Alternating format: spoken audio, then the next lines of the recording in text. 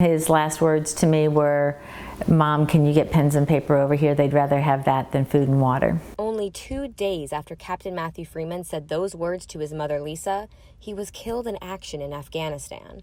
Now, she describes why she began the foundation in her son's name, the Matthew Freeman Project. One of the project's initiatives, Pens and Paper for Peace, collected 16,000 pounds of school supplies in the past 5 years that were given to soldiers and Marines who were able to give them directly to children in Afghanistan. Some of my favorite memories are actually seeing the pictures of the soldiers giving these to these children and the smiles on those faces. Lisa's 2 daughters put their education on hold at the time of their brother's death. Lisa calls siblings the forgotten mourners, which sparked the idea to create a scholarship fund for siblings of fallen soldiers.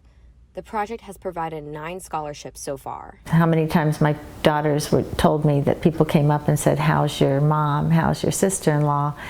And they didn't ask about them.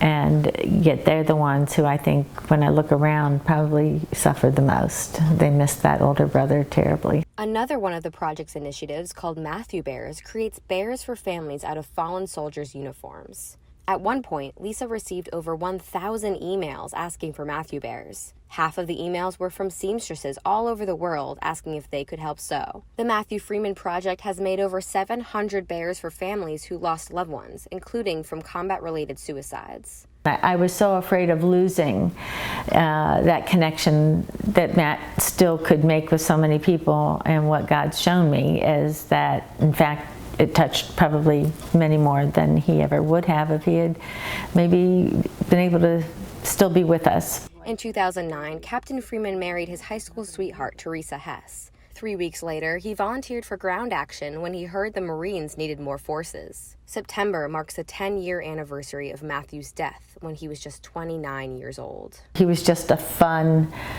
kid to raise because there was never a dull moment. He was always involved in something, and president of the school, and his wife was the vice president of the school. They were good friends, and sadly they had only been married a month when he was killed. At the end of Captain Matthew Freeman Drive in Richmond Hill sits a memorial dedicated to Matthew in the Bryan County building, so his legacy can live on. I love it because there's a podium there with a little book that people can write in, and when I go in there to pay my taxes or get license plates or whatever, I stop and read the comments, and I love hearing from past soldiers and Marines, or just people that knew him growing up, and all, "We miss you, Matthew," or "Semper Fi," or whatever it is. The comments are very uplifting. Matthew's last journal entry is under glass in the memorial, a special yet heartbreaking discovery for his mother.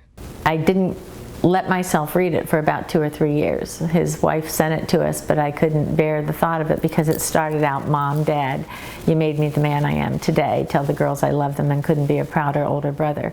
But he goes on to talk about, "I do this for my family so they need not fear, or my country so it can be a beacon of light for the entire world, and for myself so that I might know the measure of myself and not be found wanting."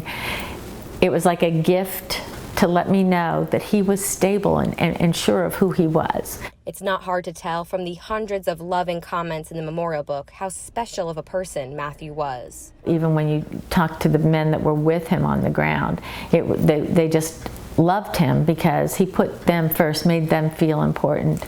And that's just kind of the way he was. And I think one of my favorite things about him was his laughter. He had the best chuckle and laughter of anybody I know.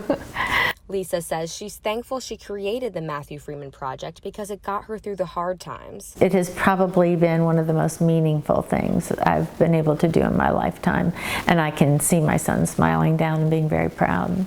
Reporting in Richmond Hill, Claire Going, WSAV News 3.